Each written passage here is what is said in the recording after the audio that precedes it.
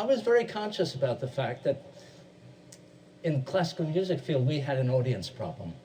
And there were many people who were very intelligent, well-educated, curious people who, for some reason, felt alien in the concert hall. I set it as a goal to see whether I could impact those people. And the big elephant in the room in the classical music field was that a lot of people just resist it. They have a resistance to it. So I wanted to think about, was it possible to create a circumstance in which people could have the kind of experience that made me fall in love with music? Welcome to the Relatable Leader podcast.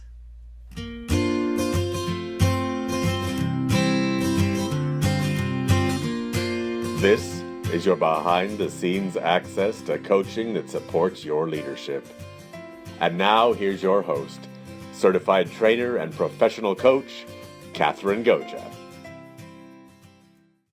Hello, leaders. Thanks so much for taking your valuable time to subscribe and listen to the Relatable Leader podcast.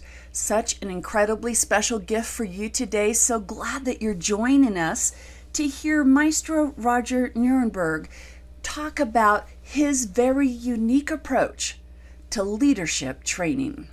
But first, let's take a look at what's coming up for my workshops in March. For those of you working in Northern California and Butte County and the surrounding areas, always you are invited to join me for live workshops at Butte College, the training place, currently housed in the Skyway Center. And in March, for those of you who are supervising and managing, I start my Coaching Employees series. The first session is on Tuesday, March 5th from 8:30 until 11:30, and the second session is on March 26th from 8:30 until 11:30. And that series is going to continue into the next month. But for March, let's focus on that. Easy to register. Just go to my website, relatableleader.com, and you'll see the pages where you can register for different trainings there.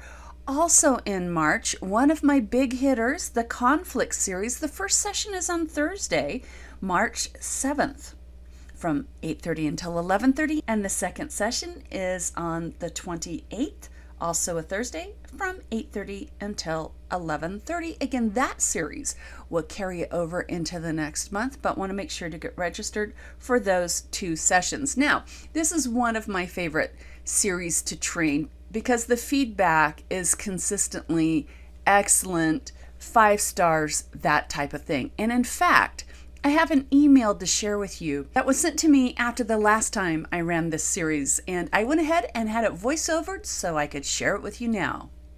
Hi, Catherine. I want to share a real-life story regarding the skills I learned in your conflict resolution workshop. I was confronted by my wife over the weekend. I was at fault and was facing a serious personal conflict. As expected, my first instinct was to be argumentative and defend my position, even though I knew I was wrong. Instead, I followed your guidelines. I listened completely to all issues related to the confrontation. I then repeated back the main topic to confirm my understanding of the conflict. I presented the facts and kept everything truthful. This helped alleviate any hostility and create a common ground to work from. I verbalized the goal to resolve the conflict, and we agreed on the steps to do so. The conflict would not have reached the same result without the conflict tools I recently learned from you and was able to implement. Emotions, fears, and other interpersonal aspects are very difficult to control, but it was immediately apparent the correct language of the conflict and a non-threatening approach had very tangible results. I wanted to share this experience and confirm that the tools greatly helped me to get a quick and mutual resolution without anger and resentment coming into play. Thank you so much for working with me and providing these necessary tools to confront conflict in a healthy way, both in the workplace and in everyday life. Regards, Alex S. It's always so great when training participants take the time to write to me and let me know that the training experience creates value for them. So Alex S., if you're listening out there today, thanks so much. Now, this episode is going to air originally at the end of February 2019.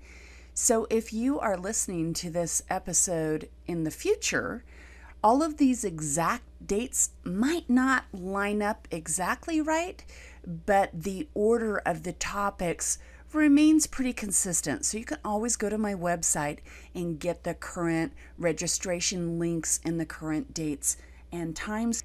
Now, if you're not working here in the Butte County area, I have more good news for you, because coming up in May, I'm facilitating 2 webinars based on conflict resolution tools. The first one is navigating conflict sources, and the second one is applying conflict resolution strategies. Those registration links are already up on my website, relatableleader.com. You see at the top, I have a page, Webinar Wednesdays, for my series, and you can go ahead and reserve your space today. I look forward to connecting with you live in my workshops or virtually through Webinar Wednesdays sometime soon. It was such an honor to share an hour of time with Roger Nierenburg, and I want to encourage you all, after you listen to this episode, go to the Music Paradigm website and check out the incredibly impressive list of clients that scroll on that page. I am confident that an incredibly valuable experience can be created for the leaders in your community as well. And you can reach out to Roger through that website to schedule him to come into your community and gather up the leaders from all the organizations in your area. If you're in a small community, if you're in a big city, you might have organizations that have 25 or more leaders within that same organization. In smaller communities, why not pool your resources to bring him to town?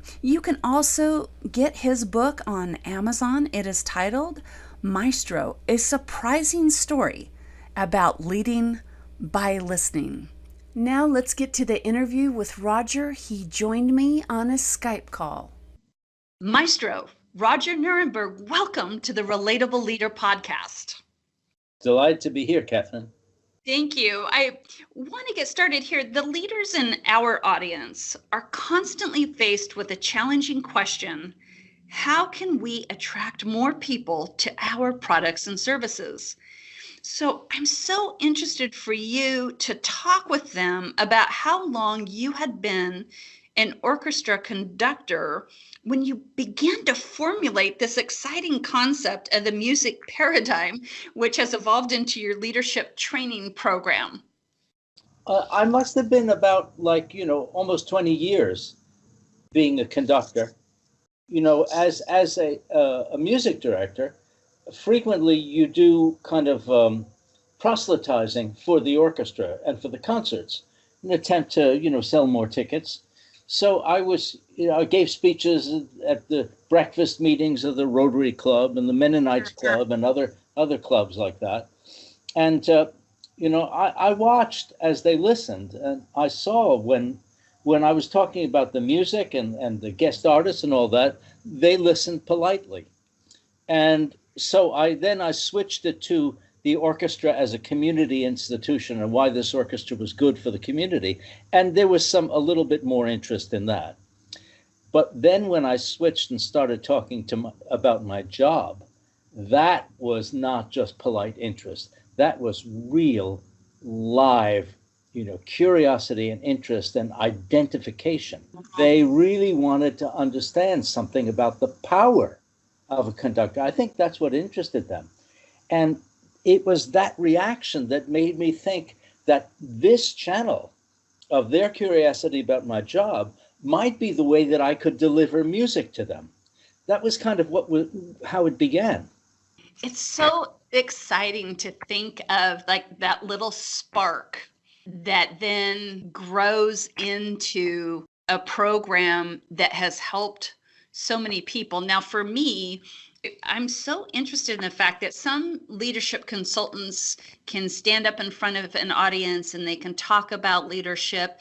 Maybe through their delivery style, they're demonstrating leadership to a particular degree. But for your program to think about how engaging it is to have people sitting with the orchestra and to be so engaged in the experience, versus just talking about it. How did that develop? I'm so curious about the evolution of the music paradigm. Did it start with them sitting out there watching you, or did you have your people, your audience, sitting with the orchestra right from the beginning? First of all, I was just experimenting. I didn't know what I was doing. I didn't know what I was trying to achieve. I just had some notion about that it would be great if I could play a role in getting more people to feel the kind of music that I love, if they could feel it the way I feel it.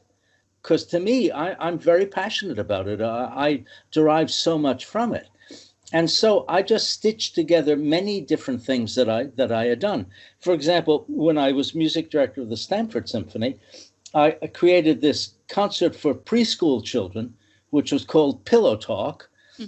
And parents brought their preschool children and pillows, and they sat on pillows inside the orchestra, and we did a kind of demonstration of it. And it was very remarkable because there were, on the faces of the children, there were these amazing angelic expressions because they're so open to this, these vibrations and the mixing of the sounds and everything. So that made a big impression on me.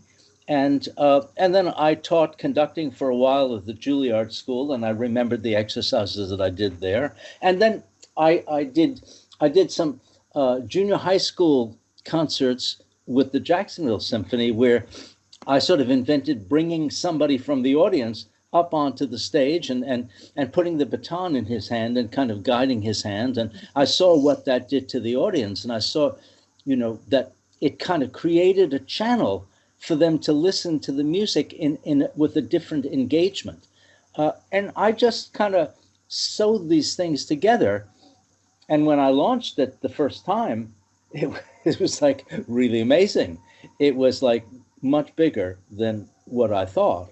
How wonderful. When I started doing it in front of business organizations, I started getting this feedback like, this is the best leadership training we've ever had. And there were consultants who said, it's so fast, you can accomplish in 2 hours what it takes us a week to do. So that was when I began to realize this thing that I had invented as a way of getting people interested in music was simultaneously had the potential for delivering a lot of business value.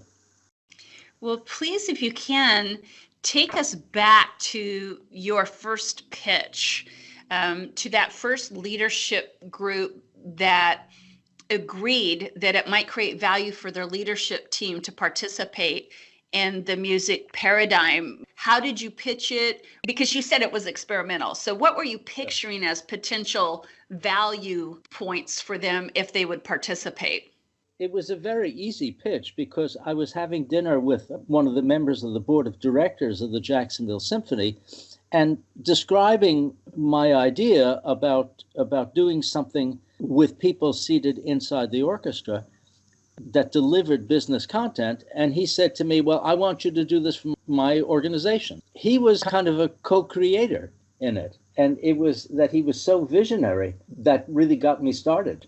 It's great when a door opens up like that so naturally. It's one thing to get a manager on board or a CEO on board with a new idea, but I find that's sometimes just the first hurdle. And then the next thing is getting the frontline workforce on board with a whole new concept or idea. So tell me a little bit about the process for your orchestra members who decided that they were going to be sitting with these people that they didn't know right next to them, and who knows what's going to take place, because I understand that you customize your experiences a little bit depending on your client's needs. Not only are they customized, but they're also spontaneous, which means that the orchestra has a rehearsal with me to practice the music, because I'm always standing in front of new orchestras. Whatever location I go to, I hire the orchestra that resides there. Oh, fantastic. I didn't realize that. Yeah. And so we get together and we just spend an hour on the music. but they don't know what's going to happen. So it's an astute question on your part to recognize that there might be some reluctance about it. What I build into the design something that makes it extremely musician friendly right at the beginning, because the first exercise that we do once we've gotten over the sort of introduction about what we're going to be doing here today is to ask all the participants to just select some musician, a particular musician of their choice, and then just watch the amazing skills that they have for coordination and strength and speed and agility and those things. Well, musicians hardly ever get much attention in that way. And so now they're being watched and being admired. And then in the discussion that ensues, there's always very admiring language that I use. It really gets the musicians on board because they're getting a kind of attention that they don't normally get. Oh, that's so wonderful. If you could talk to us about the smallest group of leaders that you had participate and then the largest group of leaders that you've had participate in your program. Well, I do it for as few as 25. Mm-hmm. And I think the largest one I ever did was about 4,000 people. Oh my goodness. Where was that? That was in Orlando. Oh my gosh. They erected a kind of a stadium. It looked like, and we were in what was best described as kind of like a wrestling ring, with in the center of this thing. And they had like 8 cameras and these huge video screens and expert video crew. So that was the largest one. Then how was that set up with regard to the orchestra mingling with the audience? I got as many people inside the orchestra as I possibly could, which was maybe about 80 people or so. Wow. But for the other 3,900 people, they could experience it vicariously by watching them because the camera work was really good in that case. So exciting. In the work that I do, Roger, I'm talking a lot with supervisors and managers about how important it is to know the mission and values of their organization so that they can live those values. Do you actually have a published mission statement for the music paradigm? No, I don't have one for the music paradigm. It's never been necessary. It's too small an organization. But I always, with my clients, I want to see their mission statement because there's something that I can do that they cannot do. I can do role plays of people not doing the mission statement. In other words, behavior that misses the mark in that way. And then they can hear what that does to the sound and what that does to the playing and just the cohesiveness of the music. And then I can do behavior that's consistent with the mission. And then they hear how much better the music sounds. So it's a real life demonstration of their mission statement. Absolutely. So powerful. One of the obstacles to cohesiveness that I sometimes encounter is when instead of focusing on the values of the organization and making decisions from that standpoint, where people can get hung up on their own personal power or ego trips. And when that happens, of course, then we have interdepartmentally competition between departments within the same organization. And so what I oftentimes talk about is, let's save up the competition for the competition. I'm wondering if you could tell us about how the issue of being territorial is sometimes addressed within your experiences. Territoriality is a very common phenomenon. I mean, we see it everywhere. I see it on the streets of New York. And, if I'm in a particularly tired or I've been traveling or something, I find that, I notice that I'm beginning to feel more territorial than I normally do. So it's a very human behavior. The thing is that most of the time, this territorial impulse is in our blind spot. And so we don't know that we're participating in it. And I don't have any cure-alls for it, but I think what I can do is I can show what the effect of territorial behavior is by asking the musicians to model it. So I'll give them some kind of scenario, like let's say there's something that's going to help their career a lot. There's somebody in the room that they're really trying to impress, and they want to be sure that that person hears them, because they know it's going to mean a lot, if that person is impressed by them. And I just ask every musician to model that at the same time. And then what you have is kind of a sound picture of a territorial organization in which everybody is thinking about themselves. And I always contrast that with what would it be like if you play in such a way that the goal is to make everybody else sound better. And, the participants, they're watching the musicians, because the musicians have to figure out, well, how are they going to do that? Vent that on the spot. And then they hear it, and they hear just how much more beautiful it is, and how much more agreeable it is to listen to than the previous version. Now, I never say to them, by the way, are you like this? I never say that, because everybody's always thinking that themselves.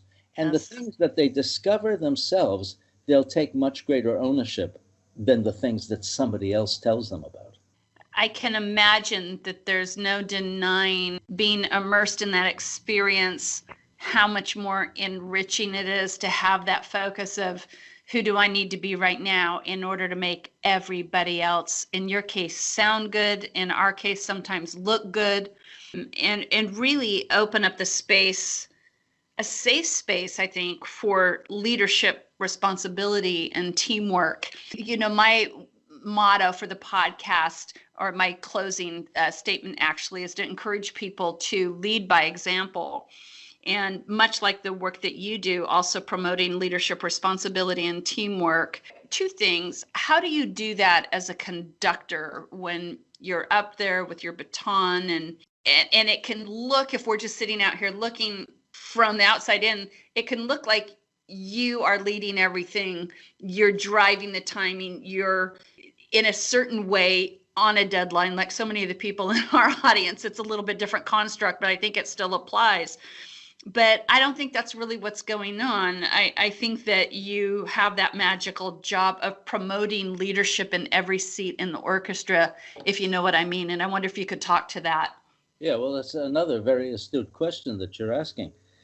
It's the easiest thing in the world to demonstrate that, because all I do is I say the orchestra is so interconnected, and their communication and collaboration is so fine-tuned that they can play this passage, and I assign them a particular passage. They can play it perfectly well without anybody on the podium, and then I just walk away. I don't tell them to do anything. I just walk away.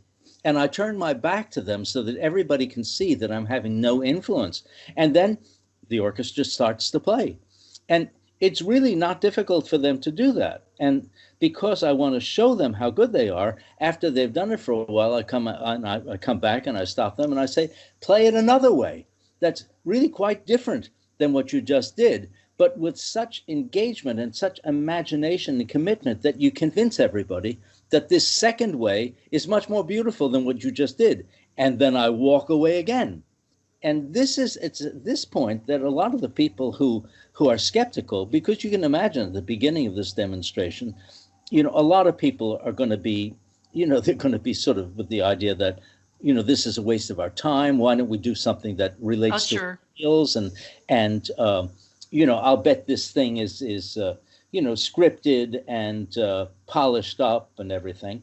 And even though I tell them in the beginning it's not, they don't really believe it. But at this point, when they see the orchestras doing it, and when they see the way the musicians are achieving it, that's when the skeptics begin to get interested.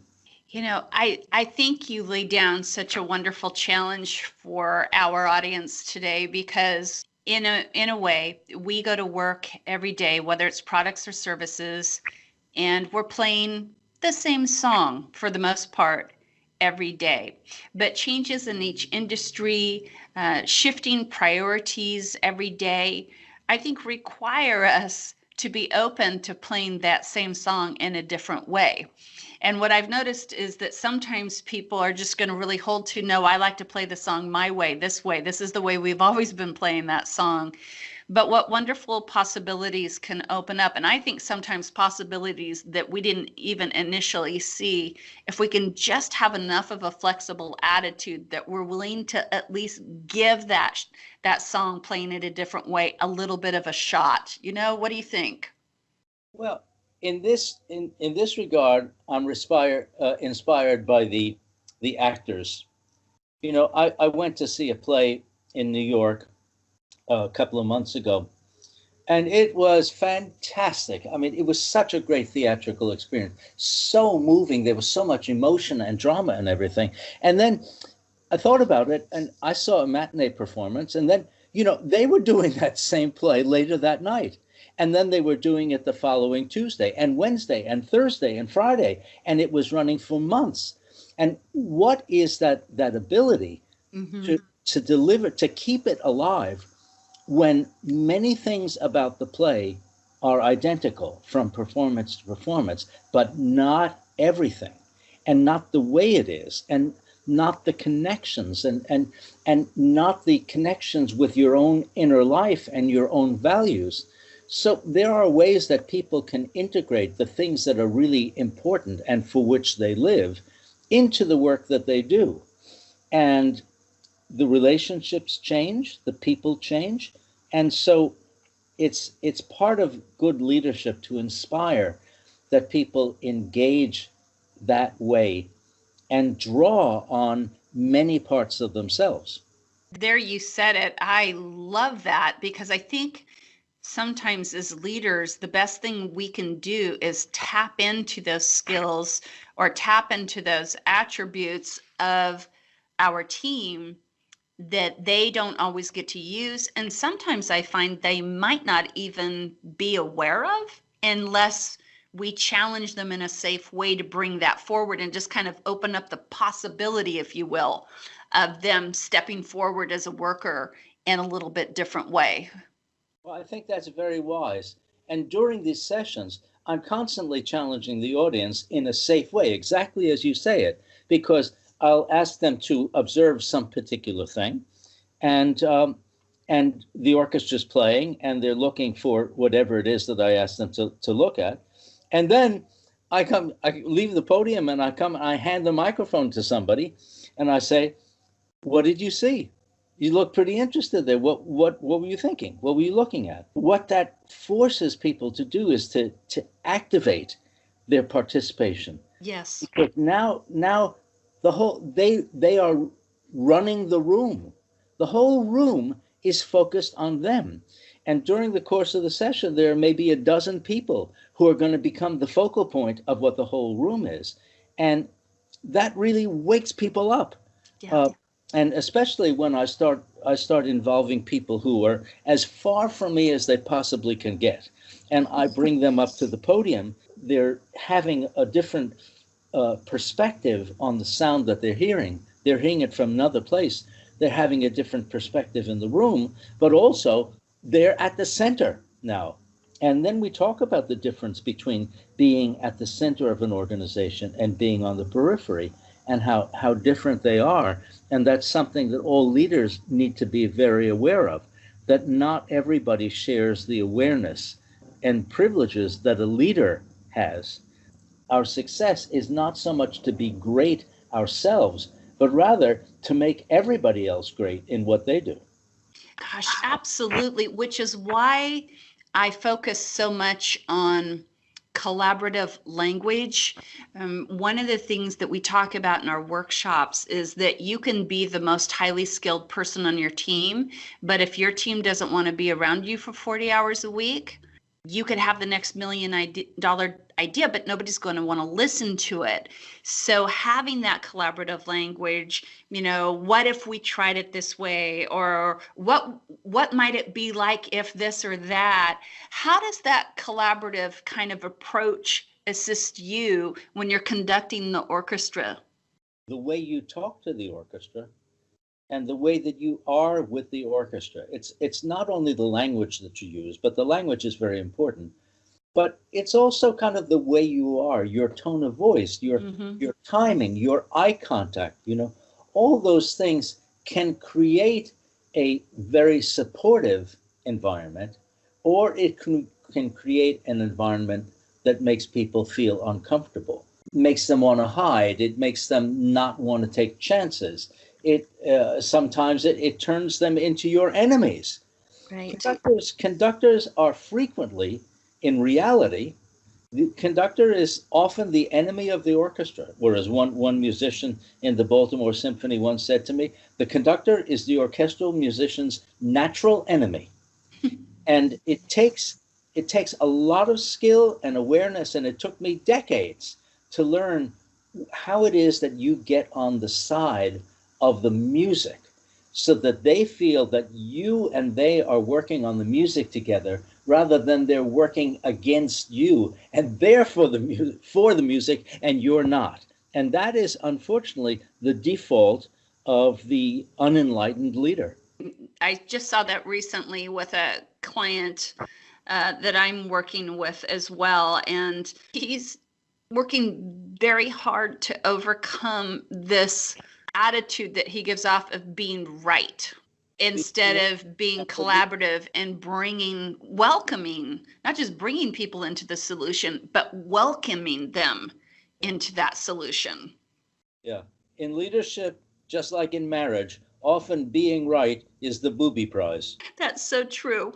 Well, Roger, I am also a very creative person and am involved in several creative endeavors. And yet I find that consistency is important. And I'm wondering what advice you might have for our audience today on how you're able to maintain, all these years, decades, maintain consistency of excellence. How do you do that? How can you advise us? Well, I'm not really the one to judge whether I have provided consistency of excellence, because I know that the quality of my work is way better than it was even 5 years ago. And I'm on a path of constant improvement. It's my goal is constant improvement, constant learning to always, when things don't go exactly the way I wanted them to, I regard that as a big opportunity, because I want to go through it in my mind once again. I want to replay what happened. First of all, I want to try to understand what happened. Yes. And a lot to just understand what happened. Not who was responsible, but just what happened. And then I want to find out, what was my role? What did I do? Did I contribute to that? Was I involved in that? I think to examine that is really important. And that's the way you constantly improve. Absolutely. And I'm definitely a proponent of continuous improvement myself. And you've laid out the concept really well for us. I wonder if you could get a little bit more specific for our benefit. What is something that you have learned recently, and how did you learn it? Well, I'll give you the first thing that comes to mind. I had an engagement, and I had really studied the music, and the music was like singing to me off of the score. And it was so beautiful when I was hearing it, and I was imagining how I was going to get the orchestra to hear it and feel it that way. And the night before, I went into the room where we were going to do the presentation, and my heart sank, because we weren't the only thing that was going to happen there. There were other presentations, and those presentations had projections, and the projectors were making a kind of a white noise. Yes. And I knew that white noise was ruinous. It was just going to destroy everything that I'd been dreaming about. And I got very despondent about it. But I was mature about it. I kept my despondency to myself. But I think people reading my body language could see. So I started probing, how necessary is that? Can't we turn this off? Right. All these possibilities. After many hours of considering all the possibilities, and that's no exaggeration, I finally reached the conclusion that I couldn't turn off those fans. It was just too important to the other things that were going to happen. So then I started to try to figure, well, how can I make this successful even with them going on? And that's when I got the idea that the fans being concentrated towards the front of the room, well, if I just move the orchestra away by like about 10 feet, and I experimented, I kept on walking, in 10 feet, a lot of that white noise disappeared. I mean, it was still in the room, but we didn't feel it there so much. We were able to find a solution which was extremely low tech, and it allowed everybody to coexist. So I was enormously proud of the production people that I was negotiating with. And I was also proud of myself for having taken what was a difficult situation and making it work.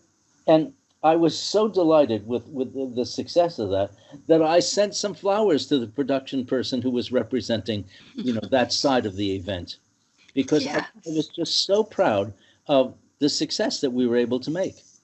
Well, that striving for solutions and options once the problem has been identified sometimes can take a lot of emotional stamina to see that through. It takes a lot of maturity. Yes. I mean, of course, the first response you want to do is be a prima donna and think that somehow by being a diva, that people are going to respect you more. You're going to look better or something. I'm not going to stand for this. And, you want to walk out and, all that stuff.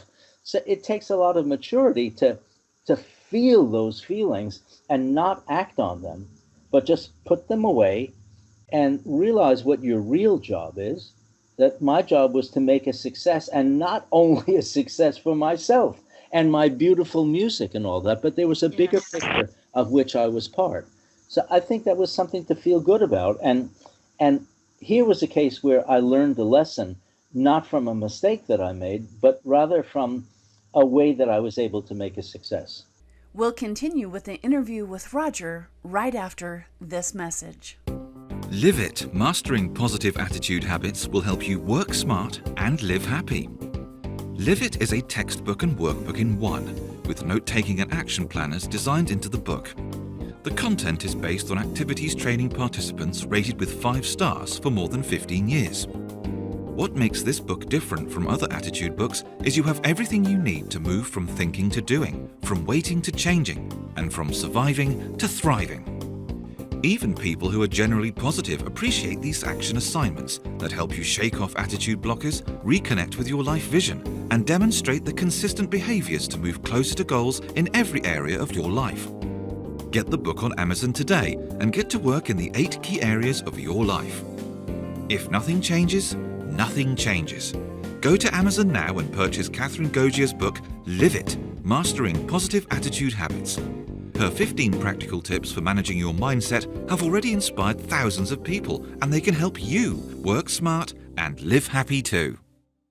I really admire that, that you just kept going, like you said, through those hours to keep your mind and frankly, your heart open to a better outcome than was initially available. Yeah. I think that's really important. And I don't think that is a young person's skill. The more you've lived through life and the more car wrecks that you've caused, the more wisdom you acquire and the more you're able to see a bigger picture. Absolutely. I agree with you. Roger, one of the things that I notice in listening to a variety of podcasts is that oftentimes we get insight into the person being interviewed from a professional standpoint, which I always value, and such is the case today. But I always think that an interview is also a really unique opportunity to get to know the person a little bit on the personal side of things too, because in my work, I'm constantly encouraging people to strive for a balanced professional and personal life. I was wondering if you wouldn't mind sharing with us, when you're not up there conducting the orchestra or facilitating leadership trainings, how do you make time for fun? It seems like you have an incredibly busy schedule. So how do you make time, and what do you enjoy doing? Well, I don't think I'm the best role model in this respect.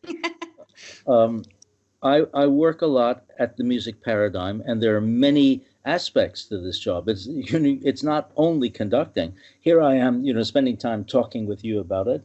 And there's a lot of, anybody who puts a business together knows that there's a lot of networking and a lot of, making relationships with people, which leads to opportunity, and that's part of it. And then there's the musical part.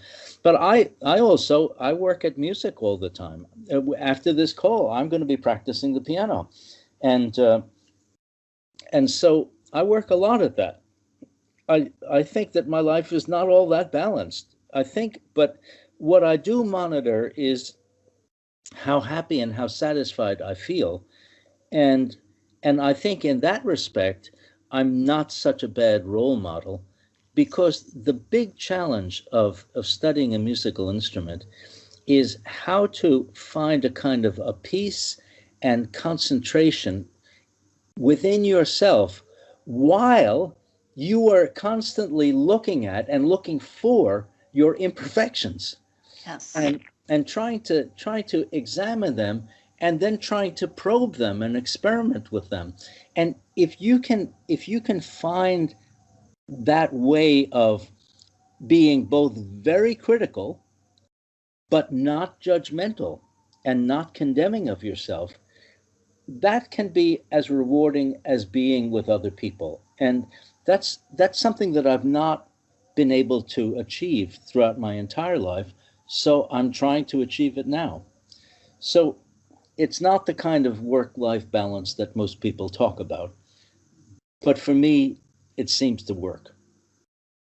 Well, it makes perfect sense to me, because you so love music. And I don't know that balance is always compartmentalized, to be honest with you. It's more to me like one big life. So if we're thriving and happy, and as you say, that internal balance that takes a whole lifetime to achieve, I don't know that we'll ever wake up one day and be like, oh yeah, this business of, being aware without judgment, I've mastered it. I can't say that I think I'm ever going to get there. I hope I make progress throughout my life, but I don't think that kind of work is ever really truly complete. Well, thank God it's not. That, Yes. Gives us, it's certainly, something to continue to strive for. Right. Yes. I wonder, because you are the founder of the music paradigm, do you set goals for a particular year? Do you have a goal here for 2019 for your business? And if so, what is it? Yeah, I have plenty of goals. I do set goals a lot. I have set many goals that I have not achieved. So I don't think that goals, the purpose of having a goal, is necessarily to achieve it.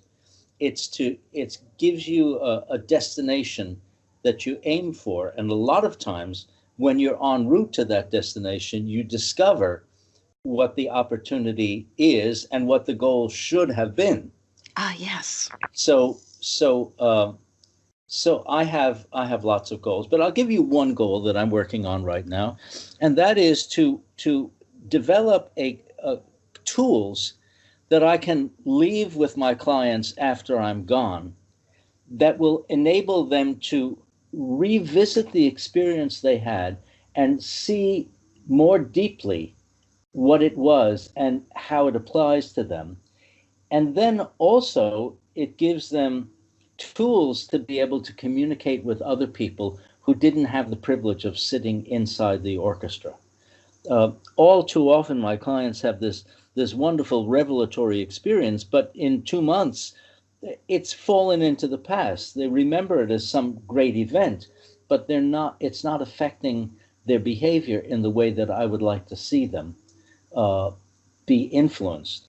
And so I'm trying to invent that, and it involves making videos, and I make the videos myself, and understanding what the particular vignette is.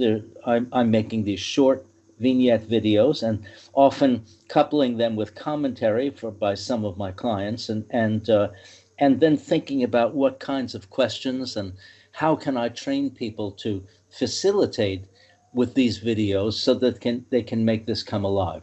That's one challenge that I have right now. It is, I think, for any of us involved in this type of work, keeping the momentum going beyond the day of the event is a challenge that we face. And I want to encourage the Relatable Leader audience, after listening to the podcast episode today, to jump on over to YouTube and check out YouTube series Living the Classical Life.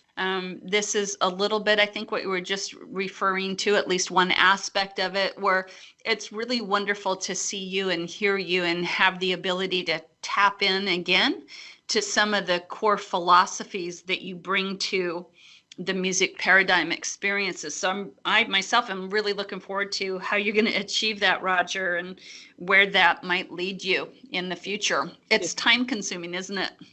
Of course, yeah.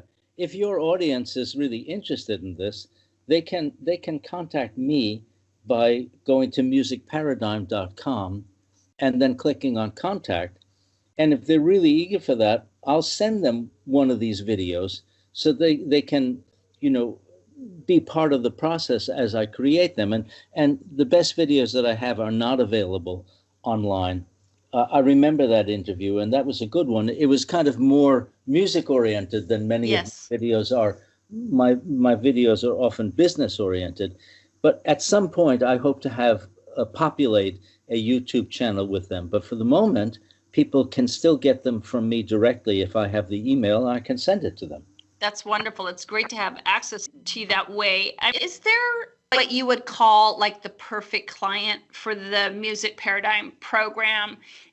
Have you defined that with your team, or is it kind of more broad open to that? How would you answer that? Well, I can tell you there's the perfect room for the Music Paradigm, and that's a room where the sound is beautiful, where everybody can hear, everybody can really feel the music, but that's not what you asked. I think I'm not answering the question you asked because I don't have any favorite clients. I think that my job is to take whatever client I have and make their success picture come alive for them in ways that they didn't quite understand in the same way, connecting their dots in new ways, and also making them see the challenges that they have. And some of them are self-created challenges. Yes. To make them aware of that, that's the perfect client. But I kind of feel that all my clients are perfect that way. The ones who view what we're doing as just simply entertainment are not my favorite ones. But most of my clients, and certainly all the participants, are really interested in learning from it. Yes.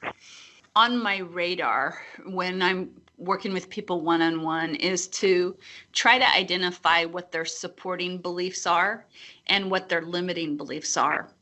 And in your work, where you're in the business of fostering genius, what would you say to a supervisor or manager out there who likes the idea as in leadership we foster genius, but what if you don't see any signs of genius? How would you advise that person, Roger? I think the first challenge, and it's a considerable one, is to find genius in yourself. Sometimes may not be so easy, particularly at sometimes, but when you think about it, every time somebody has a dream, there's this extremely kind of dramatic and artistic and very enigmatic, puzzling and, symbolic kind of thing that comes out of your imagination.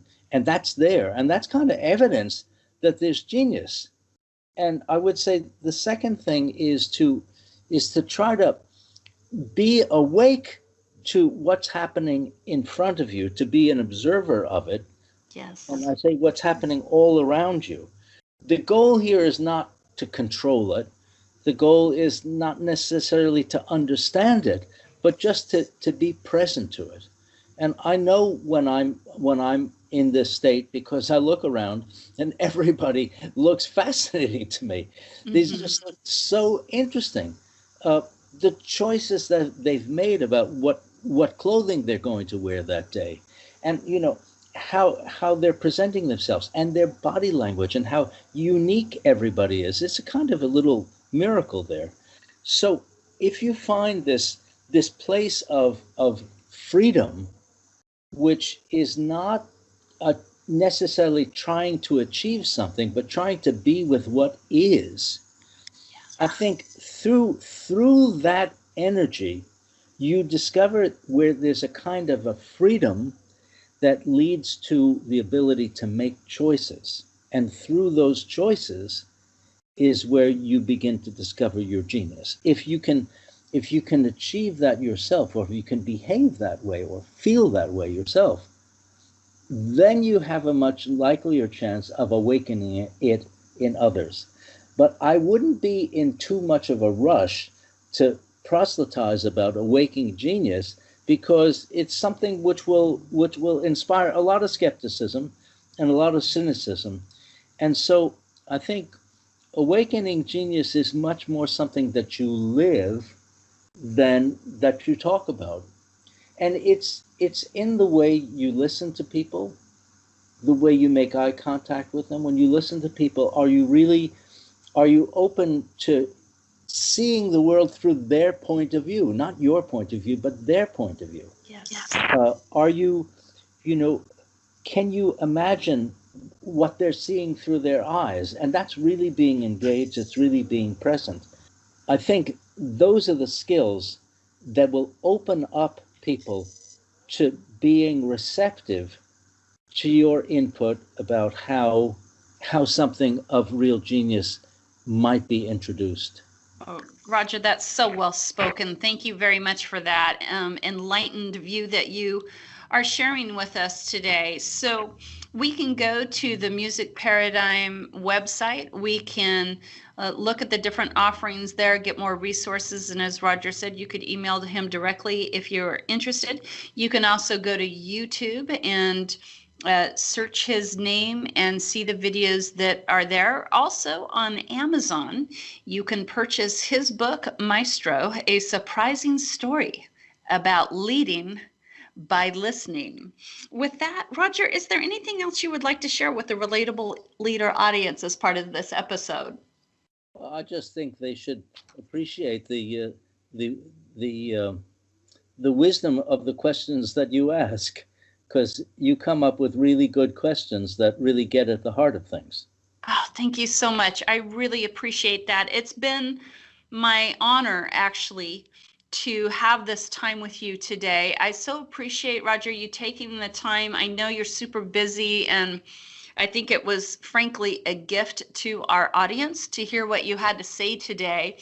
In closing, this statement is amazingly powerful for anybody who wants to lead by example. And what you said is, it is very difficult to blame somebody else for the sound that's coming out of your own instrument when you are the only one in the room.